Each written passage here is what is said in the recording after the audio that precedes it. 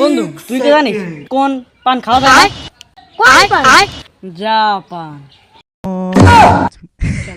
বন্ধু তুই কি জানিস কোন টক খাওয়া যায় না? টিকটক। তুই কি জানিস কোন দা খাওয়া যায় না? আদা। তুই কি জানিস কোন শ্বাস খাওয়া যায় না? নিঃশ্বাস। তুই কি জানিস কোন শাড়ি পরা যায় না? মশারি।